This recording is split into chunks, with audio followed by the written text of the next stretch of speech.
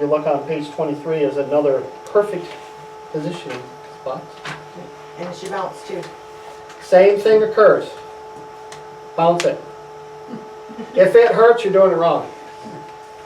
Make sure that you don't get too close to the knee, the bone at the end of the knee.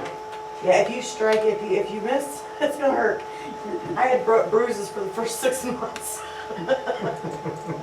And these methods that we're All my teaching you, arms and- these methods that we've been teaching you, especially Bobby Joe has been doing this for hundreds, thousands of strikes.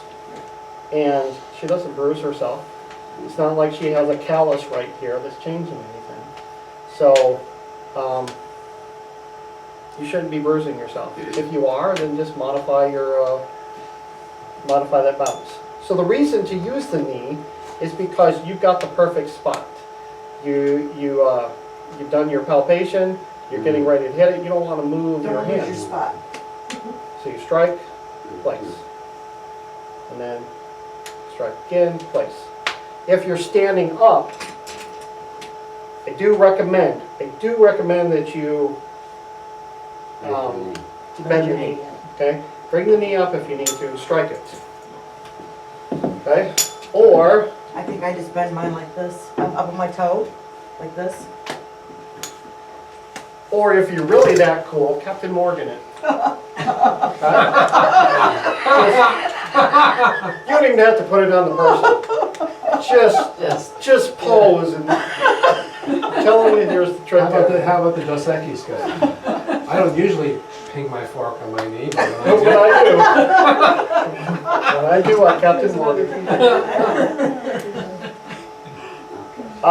So we do have that saying, if you torque the fork, you'll ping the thing. And what that really means is, you're moving them too fast together, and you're pinging it. So slow it down a little When you bit. clap them together, it's a momentum thing. And when you like pool balls hitting together, they're both moving, then they're both going to stop. I see. But if one's staying still, then you're going to increase the vibration of the other one. I see. What about, do you ever use your hip? No. Oh, No. So the vibration of the one that you strike causes the vibration of the other one? No, it's the momentum. So this one's moving and this one's not. So it's almost like when you hit a car, this one's not going to go anywhere. This one's going to bounce off. If you hit a parked car, it's not going to go anywhere. You're not going to, more likely you're not going to move the parked car. You're just going to bounce off of it. Are you talking about the tines? Yeah. Oh, the times. Yeah. Okay, because see, this one doesn't strike anything. Oh, I It's see. vibrating the same. Yeah. What I think is happening here is that how do you get this one moving at the same rate as this one's moving? Yeah. It ends up having to be the torque or the vibration coming down the yoke and coming back up the other side. And Oh. you're- It's the only thing that I And can figure out feel one how is- much of a stronger vibration it is when you do it. And I have done that before. Watch. You hit it, turn it around, you hit it again, you're going to get a lot of vibration. What were you doing, Bobby? You ever work with it like that? double up, so you do one. You get a ton of side, vibration. turn around, So what you do and is you hit it, turn it Oh. around, hit it again. Now, Now both of them are vibrating. do you do So that you're in your hitting- practice? Mhm. You do? I've never seen you do that. Did you name that yet? No. Dibs, alley-oop. Double whammy. Oh, come on. Yeah, that's better. Yeah. And you can do it on your knee too. So you can go hit, turn around, It's just a hit. twosome. I've never seen her do that before. How often do you do that? I do double it whammy. when I Did really you need learn a it? lot of vibration. Oh, well, that's what we paid the good money for. The secrets. I never saw you do At that. the end of at the end of that section there, page 23, with the knee strike, repetitive stress, self-harm. If you're bruising yourself, you probably are not hitting it in the right place. You're just doing it. You're too hard. definitely not hitting the right place. Now, if you were to walk by our office at any given point and Bobby Joe's in session, you will hear pinging. It's a constant thing. It happens. It's not intentional But the though. least amount, yeah, it's definitely not intentional. It's You'll hear the moans before you hear that. Yeah. The screams will drown it out, don't worry. That's why we had to leave the Hillsdale office. Speaking of which, Yeah, she's coming in the morning. she's coming in the morning. She's so loud. This woman, every time you touch her, she's got fibromyalgia for one thing. So every time you touch her, she's like, ow! And I said, you're gonna have to bring socks or something to put in your mouth, because we can't do this. I was getting yelled at by the owner of the building. So the next time she came in, she went to McDonald's before she came and went into the playground and actually got some of their socks. And brought them with her and used them. Was it, she stole some kid's socks? She got, they give you the little sock, the little sock, I don't know if they're brand new, but they give you socks. Second-hand socks or something between running around with? Yeah. There you go, that's what we can use those pucks for. It's above and beyond. You can all soundproof your room, yeah. Here, chew on this. Just soundproof the whole place. This is soundproof pretty well, isn't it? Yeah, it's not really. You're not near other people, so. No, Yeah. and actually, that is the outside of the building, so if you go on the outside and look, there's supposed to be windows here. Yeah, there's nobody on This that is the side of us, outside. nobody on that side of Cover us. up your windows. I don't know. There were maybe. This, Isn't it that weird? whole edge, this is the, so there's two big blocks, and then there's a space there's a offices connecting the two big blocks on either end. We're at the edge of the big block on this end. So that wall is the big block on the west end. This is the section that connects the two big blocks together. So you're saying So that is the corner. these two walls are sort of exterior? There is nothing but a hallway on the other end of that wall. No. There's a space that it opens up into that there's nothing in there. And I think the hallway probably starts right there. This is the outside wall. Nobody's in that one. Somebody owns that one, but it's, Some deaf people. It's an emphasis. it's a hypnotist. I think you might have hypnotized it. We haven't seen it yet. It's a great. Glasses here. This is Okay. broader. You know how I got rid of my fibromyalgia? I stopped drinking soda. And any drinks with Aspartame, citric acid as well. Really? So I only went to drinking water as much as possible, and every once in a while I'll slip and have something, Carbonation and sugar are horrible. But after that happened, after I stopped doing that, I didn't change my lifestyle at all. And that fibromyalgic pain went away. Just probably within 3 days, it was gone. I never had it again. Still haven't changed much of the other stuff. I did cut out all pastas. So that was the second thing that I started. No pasta whatsoever. Every once in a while I eat pasta, but we actually cut it. Yeah. All right, so placements. We're on the placement section. Yay, another activity.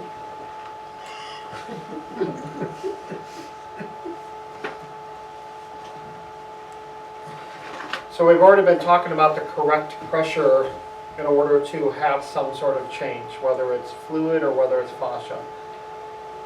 Really, that downward pressure that you're putting at the spot that you have located with your palpation, that downward pressure has to get past some sort of threshold. So,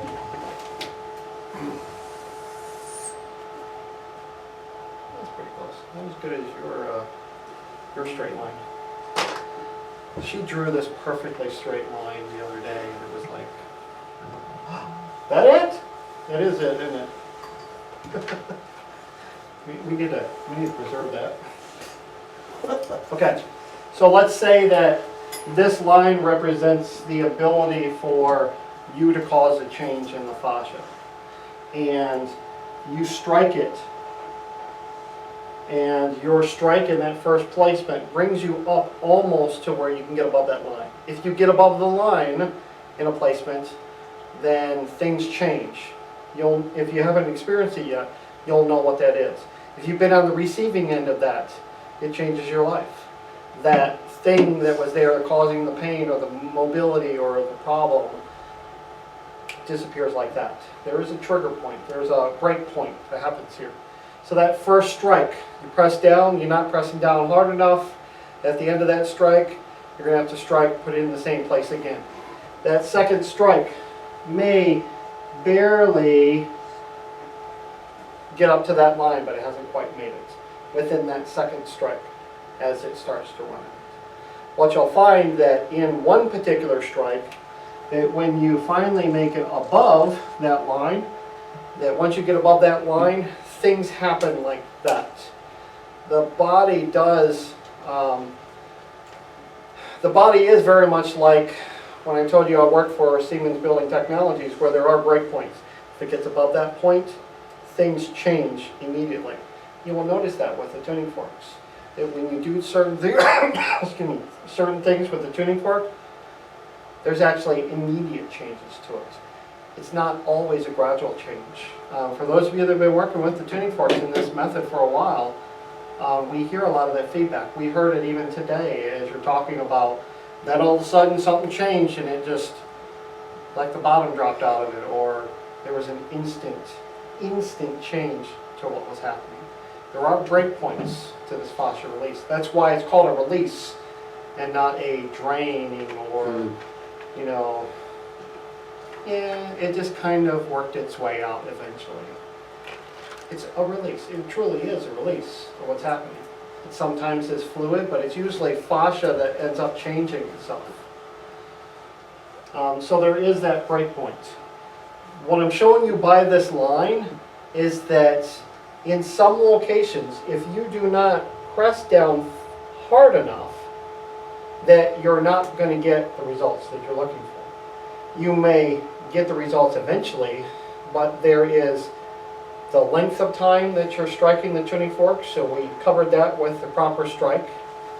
There is the pressure that you're pressing down on that fascia restriction. The pressure is extremely important, because remember, the pressure is pulling and stretching the fascia fibers, and that is one of the things that's needed. And that's That with the stretch. fork itself, right? The end of the fork. Yeah, is the pressure on the end of the fork Yeah. onto the soft tissue. So pressure, the correct pressure is pretty important. Usually when we start teaching about pressure, it can go a little bit overboard to where you're putting pressure on the tuning fork so much that that pain that the client is experiencing may be unnecessary.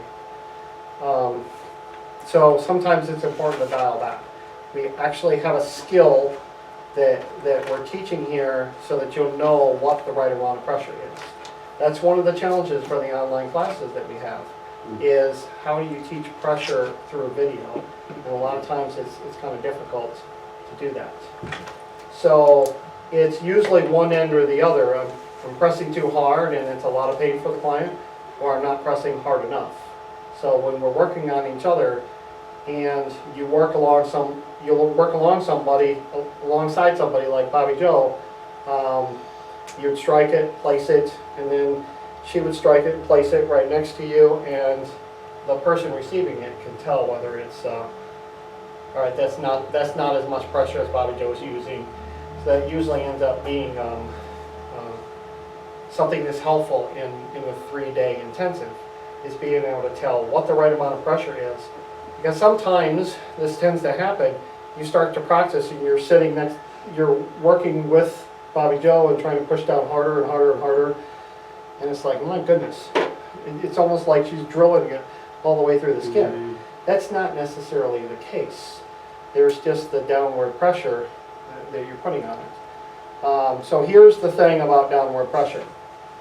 Depending on where you are in the body, when you strike it and press down as far as the tuning fork will go, and then no further. Okay? That's going to determine how hard you need to press. If there's any play in it where you can push it down, and the true manner, since I have my arm up like this, if I press down far enough and I'm not moving my arm, then I press down far enough. If I press down and I'm pressing down too much, if I press down just a little bit more, my hand moves down, my arm moves down. That's too much. So do this. I want you to strike it properly. Hold your arm up above the table a little bit. And then find a spot and just press down. Press down enough to where your tuning fork cannot go any further down. If it did go any further with more pressure, you would be moving your arm. Alright? Do that a couple more times. Now the challenge with the Where you're holding it's perfect. the challenge with having one of these on there is you can't quite feel. I mean, we could, it still would be the same, but you're not quite feeling the pressure of what a barefoot fork is. So that can be a little bit of challenge when you're learning the correct pressure. Even on the table, if you lay your arm on the table and do it, you can still feel it. You can still feel you're starting to move your hand or your arm.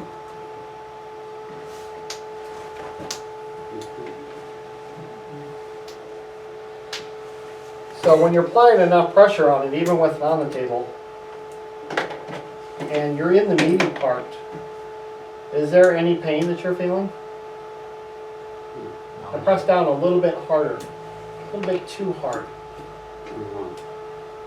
So you're right at the edge, aren't you? You're right at the edge of a little bit harder is too much. Because there's no added benefit to pressing any harder than how far that tissue can press down, because what's underneath it is bone. So you can't really press that much further. But we're trying to get as much stretch out of the soft tissue as possible. But if you're trying to press through bone, all you're doing is putting added pain on the body. So that's going to change. That's going to change where you are on the body too. If I'm here on the breastbone and I'm pressing down, there's not a lot of meat on there. Really, you're just pressing it there, pressing down just a little bit, but you're also aware of the fact that your sternum is right there and you're not going to be able to feel very much. And if you put your hand beside it, beside the fork, and you don't feel the vibration going out at all, it's just staying right there in that one spot, more than likely you're on a bone and you're not doing anything. What are you suggesting we do? I'm not sure. Just put our So hand like around. if you put this on a bone, Okay. really you need to do it on somebody else. Do it on the person next to you, because then you're gonna see, then you can use your hand to see how far the vibration's going out. So, Here, you use it. you know, feel around it and see how far the vibration's going. So you gotta bang it so that you can just- Do it on a bone, you're saying? You know, just do it anywhere. Just do it anyway. Yep.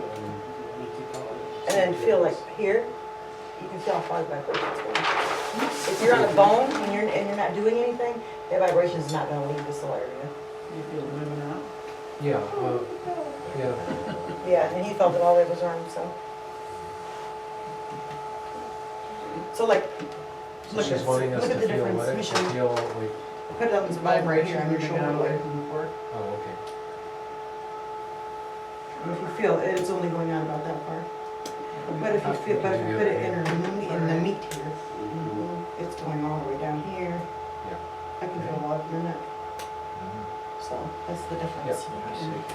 May I have one more time? You're on? Yeah, You just yeah. do it. Probably probably just sending it right back with the fork maybe, I don't even know, but yeah, the bones are not gonna do much. Okay. The bone, no. It's still vibrating. Yeah. Do you have your, So L? let me show you the difference. Mhm. So this is your shoulder blade. And this is the inside of your shoulder blade. Feel how far that goes. Now we're trying to do a shoulder blade. Thank you.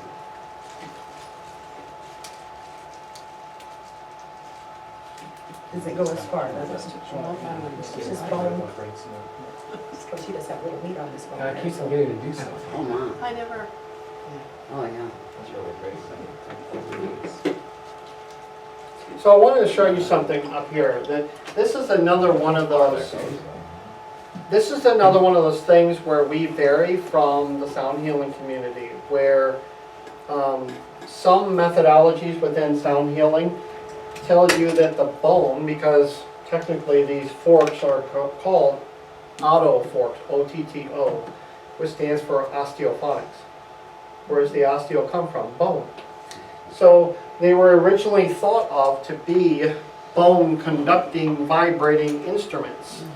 But here's something to consider when it comes to you're working in soft tissue as opposed to bone.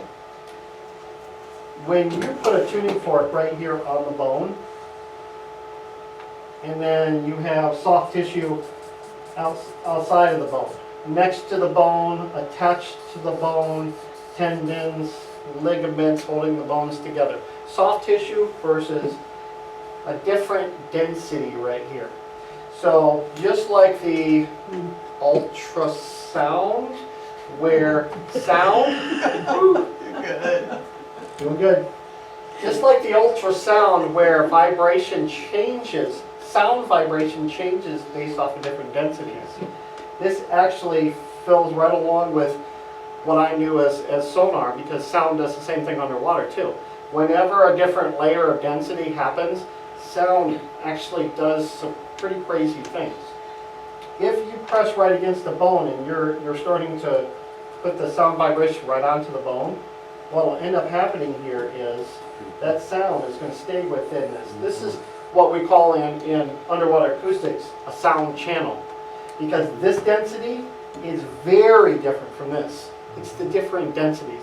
So this has a much stronger, harder density than the soft tissue around it. So what happens when you're on a bone, and this is why some sound healers believe that when you're on a bone, you can get the bones to, you can strike it here and you get vibration much further away. But what is that doing to the soft tissue? It's actually impeding or inhibiting because the vibration stays in the bone. So if you're working with soft tissue, stay on the soft tissue. For most of it, for the fascial vibration. However, if you're working on the bone to reduce this buildup in the interstitial space that's happening, you'll get sludge and things happening around here, right on the bone. You start to feel your ribs. For those people that have a gluten intolerance, you start to get this buildup right on top of the bone to where it's almost like the bone has this squishy layer on top of it. Or we have what we think is inflammation on the bone. That would be a reason to put it on the bone and press not too hard, but we're getting rid of the sludge on top of the bone. That's different than putting it on the bone thinking that you're going to affect the soft tissue as much. So I broke my hand and I used my weighted fork. I know you're not supposed to put it on, but I could tell how painful it was, and it healed it in about a week and a half. Yeah, you just get as close as you can. I mean, So I you wouldn't do it don't someone else actually because I couldn't tell. Like, I mean, they could tell me that that's too much, but I knew where it was broken, and You just stayed away from it a little bit? as close as I could tolerate. Yeah. Yeah. Because I could Yep, feel. and if you can get like, so if you broke your wrist and you can only get this far to your wrist because it's broken, then you can, the rest of the way, you can take wherever it's broken and kind of push backwards like this, and you'll get the rest of it. All that inflammation will go, and it'll go right down to normal size, even with a break. Yeah, even without a cast. Andrew, is that bone from the Flintstones? Yep. It's a brontosaurus. Yep. Well, like It's good we all knew what you were drawing. arthritis, where people have like. Now that's when you're gonna put it right on the bone. Right on. Because you're gonna put it right on the joint because the inflammation's in the joint. So in order to get rid of it, you have to put it right on the bone. You're just not Does it gonna. work? Yeah, oh yeah. Oh, yeah. Push as hard. You can actually straighten fingers. My mother has it, and it's gone. All the pain's gone completely. We don't need to live in arthritis anymore. And one of our intensives, Kathy straightened fingers. She got rid of Dufresne's contracture. She worked on Don's hand too. Yep, she straightened his fingers. But see, if Don never changes what he does on a daily basis, It's gonna cause.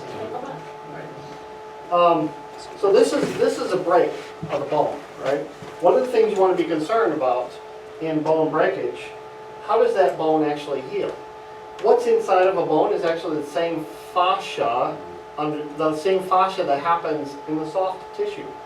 What ends up happening first is there's some sort of connection in the fascia between these two. There has to be something to pull the bones together. So it's almost like, and we do this in the Navy too, we have two ships side by side in the middle of the ocean and we need to refuel for one ship. We'll shoot a line across that's followed by a thicker line, then the big ropes, and we'll put fueling lines in between the two or something like that, and then tension them up. It's the same thing that happens here. Fascial connections happen across there. The entire bone is filled with a fascial network. You may end up seeing a picture in here of the inside of a bone. So the fascia still creates a soft network. If we didn't have calcium crystals in our bones, it would be soft. There's videos out there about taking the hip and the bones right here, and they've removed all the calcium crystals, and they can actually tie everything into a knot because it's still fascia inside of our bones. It's just in between those is calcium crystals that makes it somewhat hard, but our bones aren't actually hard. They're only hard because they take all of the stuff out of there when we see them as skeletons on the outside. They have no more fluid to them. So what happens here is this is a full break all the way across. You get the fascia that comes across, tries to pull it together, and then it starts to stitch it back together and then put the crystals back. That's the healing part of it. If you break that connection again, because you put your tuning forks on there, the entire thing has to start all over again. A re-break, truly, excuse you, water machine. Once you re-break it, then it becomes an issue. So consider that when you're working on somebody. That was a contraindication. We have worked on people with broken bones and healing bones.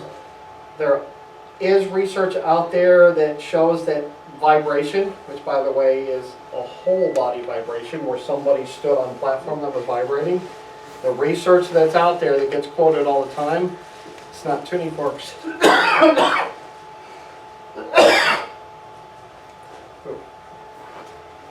Talking too much.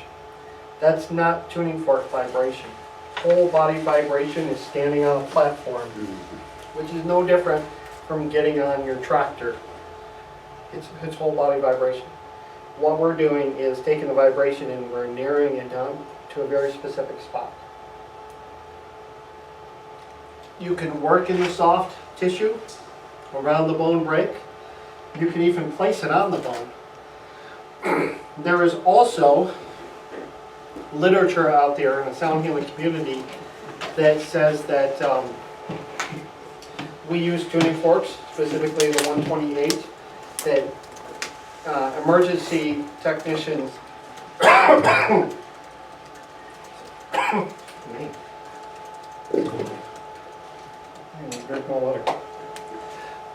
that emergency technicians carry the 128 with them, so that if there's a suspected bone break on the scene, they use this. And we thought that the understanding is that they place it right on the spot, like what Derek was talking about. That if you place it on a bone break, that it's vibrating the bone so much that it's going to cause extreme pain. That was the story. What I found in the medical literature was a completely different story. What I found in more than one place is how they actually do this to determine a break. Is there's a tuning fork placed here on one side of the suspected break, and a stethoscope placed here on the other side. Then obviously sound can't travel across this chasm. And you have, I mean, it's still going to travel across all the soft tissue, so you're still going to hear something on the other end. But then what they do is they come up to another spot here, which they know is not a break, and they compare the strength of what they're hearing between the two. This is what I found to be the whole reason behind using tuning forks to determine breaks. the first story about, I'm just gonna place it near the break or on a broken bone and they'll scream out in pain. I'm not so sure that that's true. It could be. But this is what I found to be in the literature. So that stopped us for a while of trying to help someone heal. And like what Derek has said, there's a way to help them heal. And sometimes the fascia is the problem because these two bones right now, especially when you stop moving them, what's happening? Fuzz. You got all this fascia keeping these things pulling apart from each other. And using tuning forks around it is going to help. The fluids that are building up around this because it's inflamed, the inflammatory response is going crazy. What Derek ended up doing is getting rid of the fluid around this, getting it out from being compartmentalized so that it heals faster. That's the true healing of broken bones. If it's not a full break, sometimes we can't tell, but if it's not a full break, it's not such a big deal. Younger people, our bones, when a younger person breaks their bone, it's actually like taking a green twig and breaking it, and there's actually, it doesn't break all the way. It's not until you get a little bit older that when you break, they break completely in half. So working with a young person, you don't have the same issues. And we think the tuning forks might help a little bit more. You have to be worried or concerned that it's not set, that it's not going to heal back straight or the way it should be. Absolutely. Yeah. There's no way for you to know whether it's set or What we not do is unless you go to the doctor. accelerating the process and reducing the pain. So, you know, if it's not set, Well, it's set. was yours set or No. no? But, I mean, this part doesn't really matter. But, I mean, if it was my arm, I would have had it. Yeah. You know, it maybe needed to set it or do something, and then I could work it. And the bigger concern really there is you might be working in inset because really all they're doing with setting is just making sure that these two are together so that the fascia can do its work and stitch it back together. They're just bringing them back together so that it can stitch itself. Would you work on someone who came to you with a broken arm? We've done the same thing that Derek did. I was skiing in March, and the person I was skiing with broke her leg, so I worked on her all week. And then when she had her MRI, they said, you know, this is like she tore her ACL, MCL, and broke her leg, and she needed no surgery. That was 5 days of pretty intensive. We used both a weighted and an unweighted fork. Pain reduction was significant, and we got rid of the crutches after a day, and it's just no surgery. And she healed her MCL. And The MCL held, the ACL didn't reattach, but you can live with that. You know, it's a choice then, do you have surgery or not for your ACL? So there's certain, she's not going to do certain things for the rest of her life, but that was nothing to do with this. It was just a do I have surgery or not decision. If a ligament holding two bones together or a tendon rips all the way across, then they pull away from each other. If they partially tear and it's just a couple like that, they're still together. So you'll get scarring in here when they try to re-stitch themselves. But if they're all the way across, there's really not. You may notice that Bobby Joe has one finger that doesn't, she has no tendon in that finger. Tendon? Under here. That's actually separated itself. And so there's no way unless you come in and actually reattach it because it's down in her hand somewhere. They actually did more damage than trying to go in there and reattach it than because she had damage up here and she couldn't feel her fingers at all. Because her ACL was intact, but it came off the bone at the back of the knee, so the actual ligament was okay. It just wasn't attached anymore to hold the two together. But you've got 3 other points of attachment, so it's not. Depends what you want to do with it. She had like MRI or something done, So or then I so. This also works really well for wound care. We had another person very much like that where when they went in and actually worked on her to fix the break, I think it was down here near the ankle, when she was recovering, the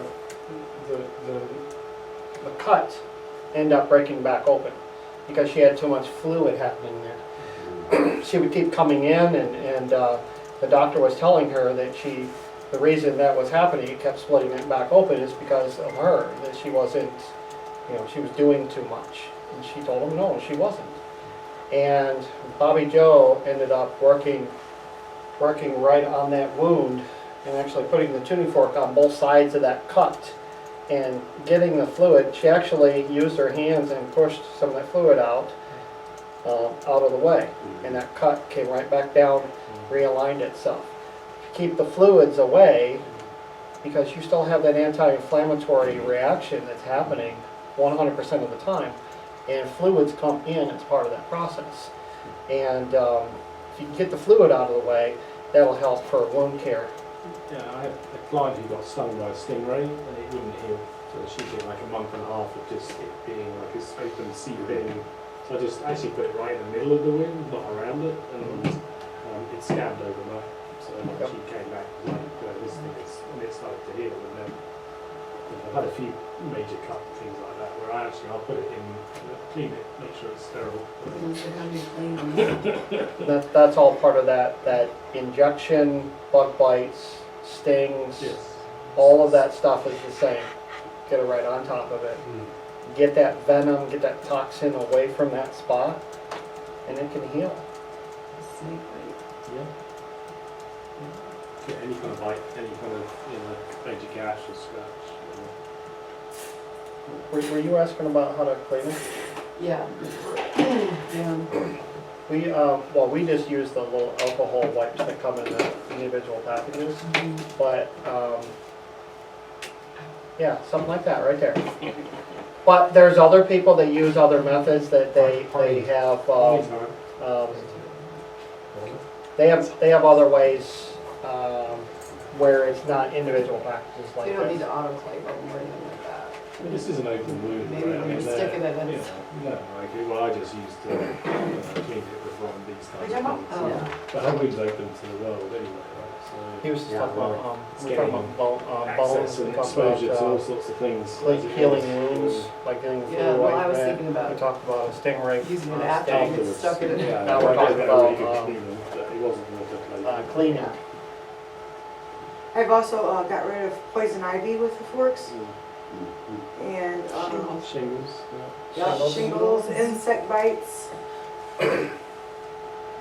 No, you're talking about some Burns. serious cleaning with shingles. yeah. Burns was a good one, right? Yeah. In that, bad burns as well. You can just see it start to. Yeah, the burns are great. You put your tuning fork on the burn and you can just feel it just going away. The burn just leaving. All the heat just comes right out of it. Right on the burn. Yeah. I think like Right on it. major bruising as well, like Well, if someone's it's really being banged banged up, if you have had it where you put it in the middle of the bruise and you can actually start to see from Yeah. the middle it just disappears. You can see like scatter the blood. It's amazing. Yeah.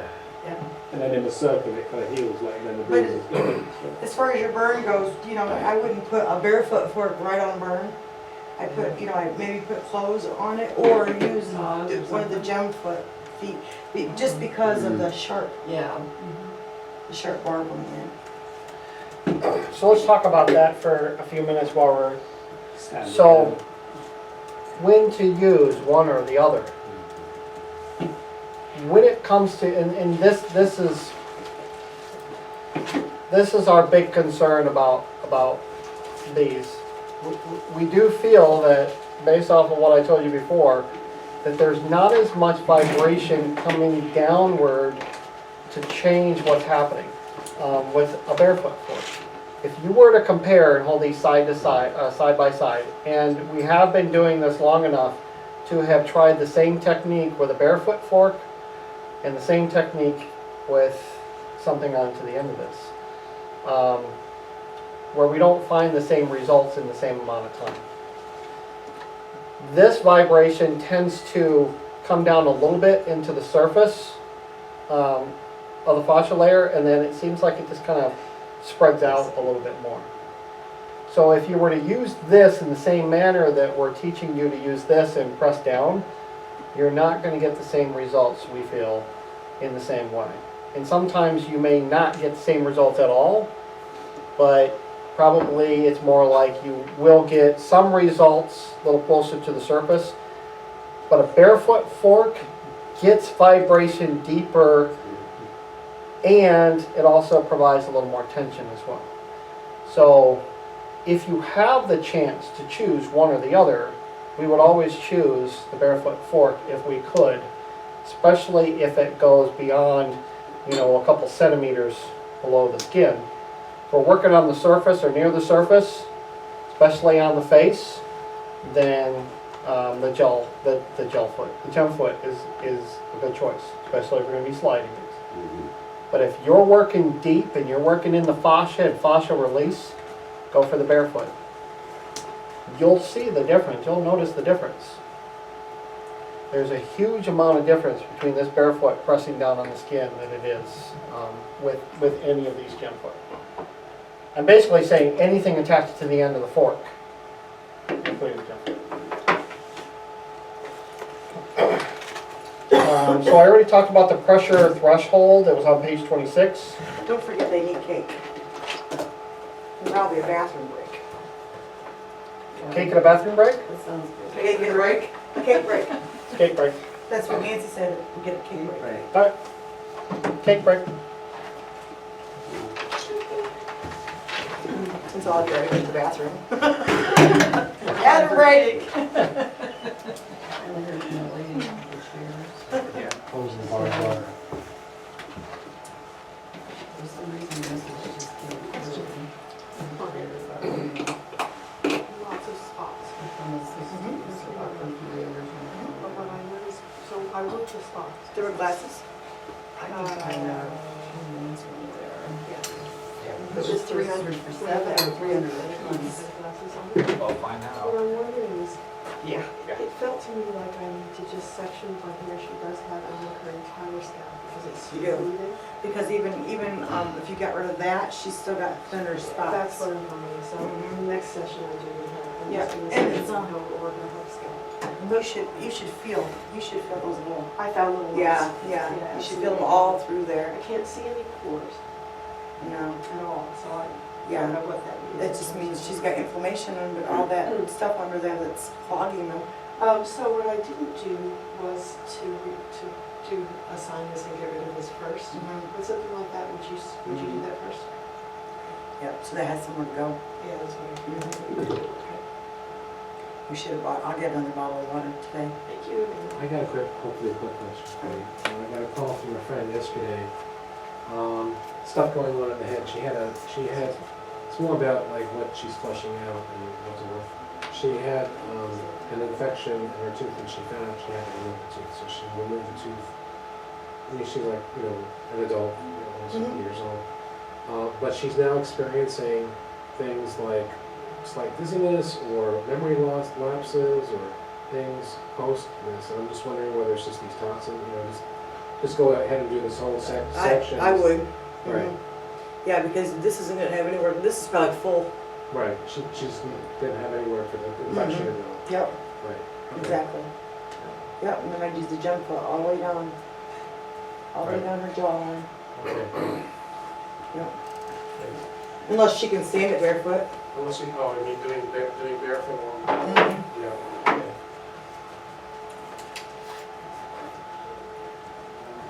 You like it? Is it good?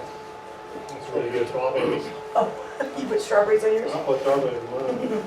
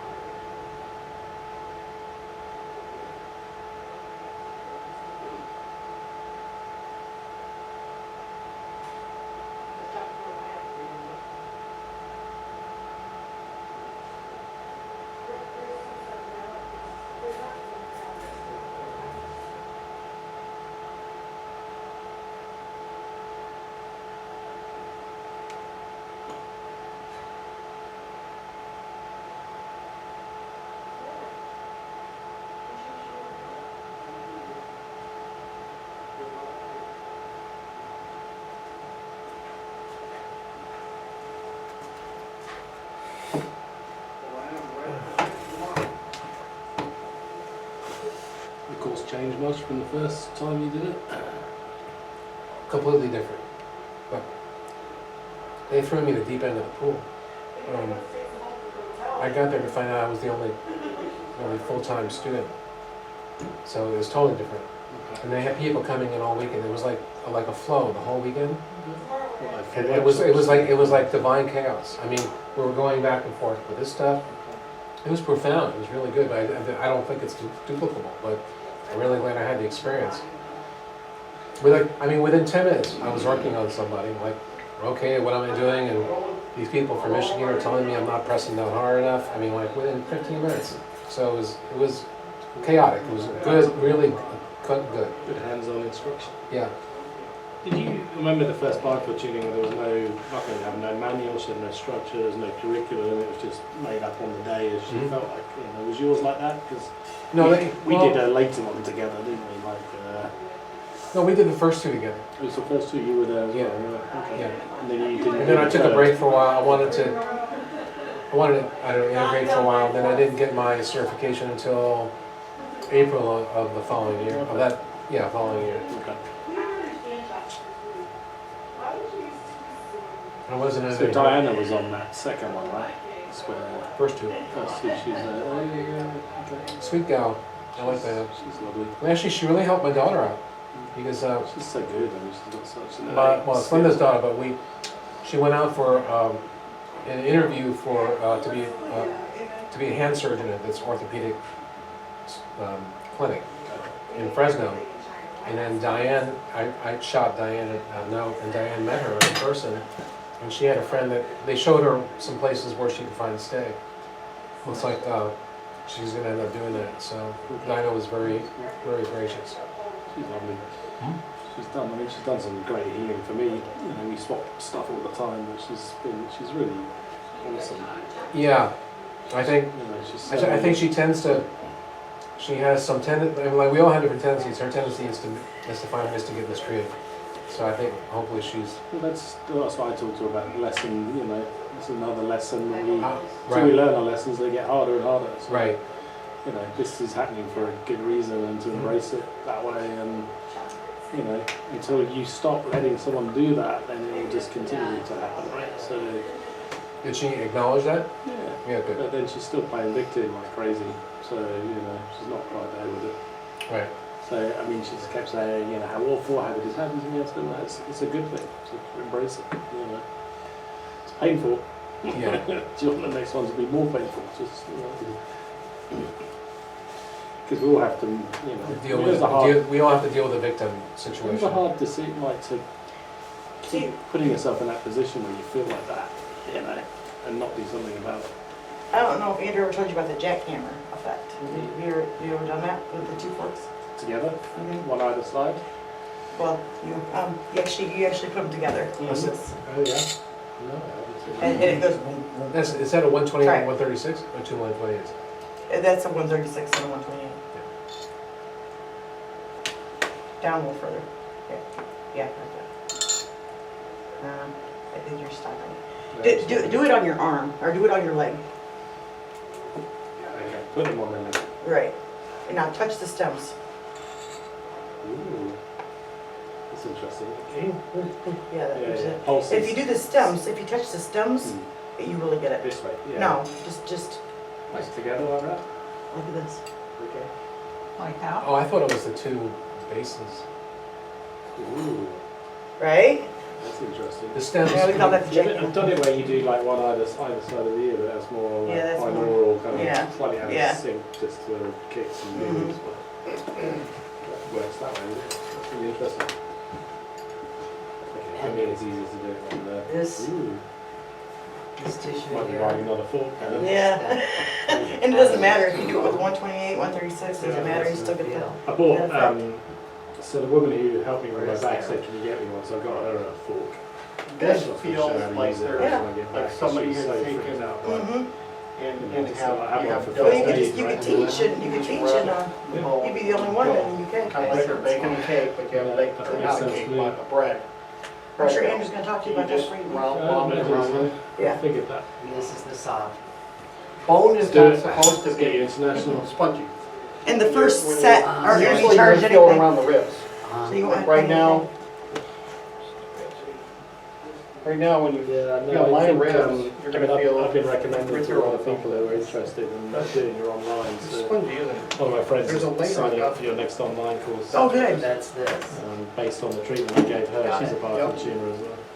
Yeah, Good once for it that. starts collecting on Yeah. the bones, it's So, not yeah, like it dissolves I think itself. it's very, It stays there. there's a lot of potential out here. Yeah, it's very good. And there's nothing you can do about it. Yeah, put your tuning fork on it, take it away. Okay. You can remove that Mhm. stuff. We don't know why it happens.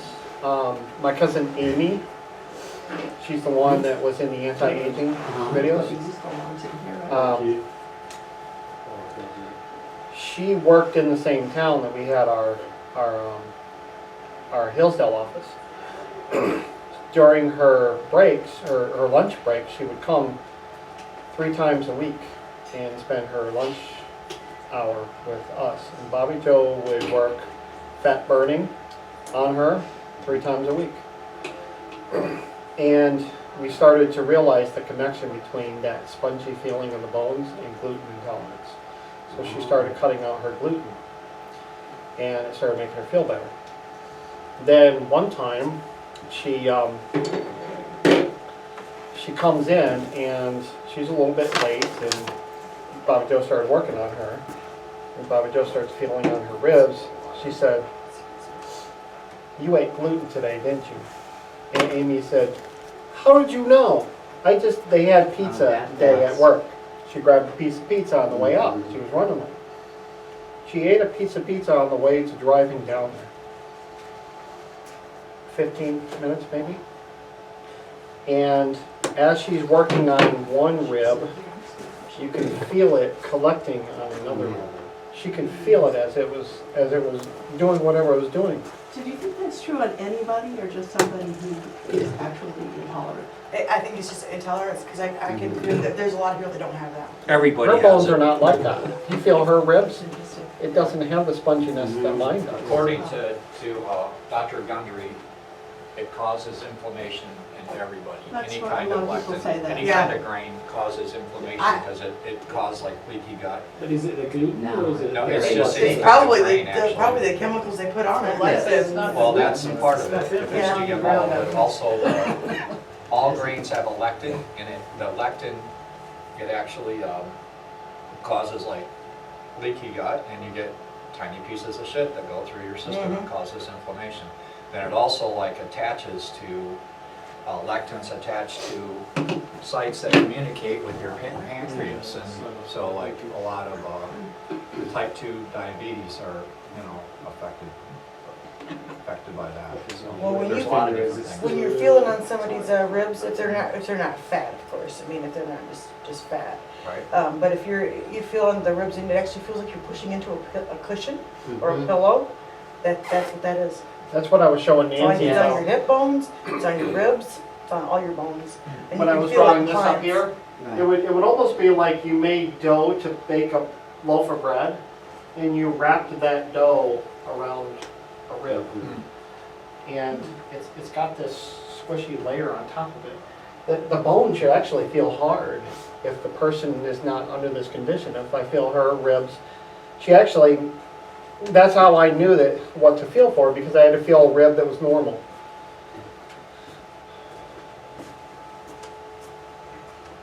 Kind of like your sinus. You really don't even know how bad your sinus is until you feel someone's that doesn't have any sinus issues. Like I have a healthy sinus. Mine's really squishy and soft all the way to my nose. I don't have anything in there. But if you feel his is very stiff and hard, and it feels like he's got stuff in his cheeks. Mhm. Got the poofy cheeks. The only time I can not feel that is after a sinus section. She pushes all the fluid right out. Okay, Has there been any changes? That would be still good, you can do self-care, you can do, maybe not You now. did it. You touched it. Did that? yeah, so self-care, It's if I did self-care on it's got myself, I usually, child safety. Good thing. if I did self-care on myself, I probably would stay in a condition where I didn't have problems. And this is just from my own personal experience. I just don't do it. I don't think about doing it. So the things you can do self-care on, it's just a matter of continuing to do it on a daily basis. How do you improve the gluten intolerance condition? Is there anything that you guys have figured out that helps the body tolerate it better? Like taking your point that everyone is somewhat Yeah, tolerant. you have to find something to break down that stuff, and I haven't. Just don't eat In it. the gut more, or don't eat it? I don't know, but you can feel it on the bones. You can really I heard feel it that. on the So bones. I mean, I know people that are like really extremely bloat massively if they do and just get really sick, but they can't help themselves and still have to eat bread and stuff. When I started on this diet, it was the weirdest thing in the world. I didn't know I was overweight at all. But I weighed about 202 pounds or 203 pounds. I went back to my high school weight 2 months, or a month and 6 weeks. And what kind of I diet? went back like 30 pounds, I lost them. It's called the Gundry Plant Paradox way of eating. It's not a diet, it's just a way of eating. Will you write that down or put that in your phone so I can look that up? Yeah, you can Google it. It's got a smashed tomato on the front of the book. Stephen Gundry. Are there different kinds of ways that they say people to do it, or is it just one way? I mean, when you read the book, it's like, It becomes apparent. it becomes apparent of what you need to do. You know, it's pastured eggs, pastured meats, grass-fed beef, pastured chicken, you know, so you're not getting GMOs and you're not getting the grains in the meat. You Right. know, That's because very you're good. getting it the same way if the animals eating it. Right.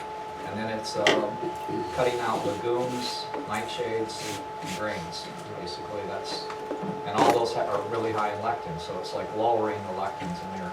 So there goes your beans, Nancy. Well, you can eat them if you. I'm fine, thank you very much. You can eat them if you It's pressure always cook big them. boys that are having The problems. pressure cooking takes the beans out, or the lectins out of the beans. So you can pressure cook anything, but You mean if you pressure cook beans, it takes the lectin out? Okay, or good. lowers the lectins. Lowers the You know, lectin. lectins. It lowers them where you can eat them like in the third stage. Mhm. In the third stage, which is like a month or so, then you can start eating, you know, things with lectins in them, just like Right. smaller amounts. One of the things that we notice of being around here, where most of the fields are corn fields and Oh, yeah. soybean fields, we're surrounded by them. Right. Well, our last winter started in November, and we were covered in snow, and there were fields that were left unprocessed, both corn and soybean. Right. And they never processed those fields until, what was it, February, March timeframe. Was some of those fields laid under snow the entire winter until they could finally get to them all. And it was through an entire winter. February, they were processing fields. Like, wait a minute, They're processing mold. that mold sat in that corn the entire winter, and that's about to be my food. Yep. So we're kind of thinking that a lot of the field crops that sit in a field to dry out probably has a little bit of mold in it.